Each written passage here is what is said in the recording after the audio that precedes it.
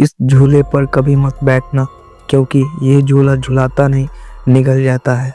मनोज, रमा और उनका 10 साल का बेटा अजय गांव आए थे।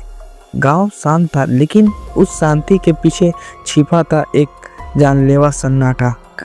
पापा पापा, यहाँ झूला है, क्या मैं झूल सकता हूँ? नहीं अजय, उस झूले के पास मत जाना।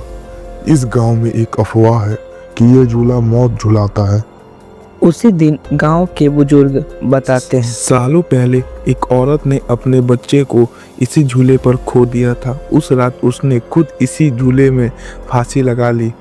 अब वह चुड़ैल बनकर इसी झूले पर झूलती है और जो बच्चा यहाँ आता है वह कभी लौट कर नहीं जाता। रात को अजय को सपना आता है।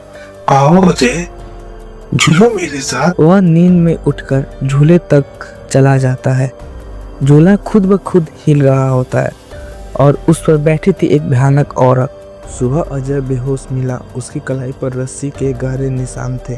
गांव वाले झूला काटने गए, लेकिन जैसे ही कुल्हाड़ी मारी, झूले से चीख निकलती है, जिसे मैंने झुलाया उसे कोई नहीं बचा सकता। सभी गांव वाले वहां से डट के भाग जाते। रात को अजय फिर झूले की ओर खींचा चला जाता है, लेकिन इस बार उसकी माँ दीपक जलाकर पेड़ के नीचे सामने खड़ी थी। तेरा बच्चा गया है तो मेरे बेटे को क्यों मारना चाहती हो?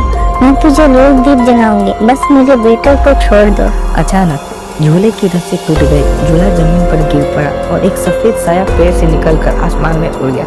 सबको लगा चुड़ैल चली गई। अगली सुबह अजय जिंदा था। गांव ने चैन की सांस ली।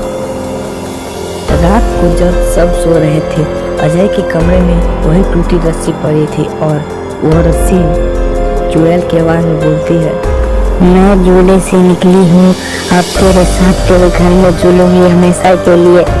कहते हैं उस रात के बाद अजय और उसका परिवार कभी किसी को दिखाई नहीं दी।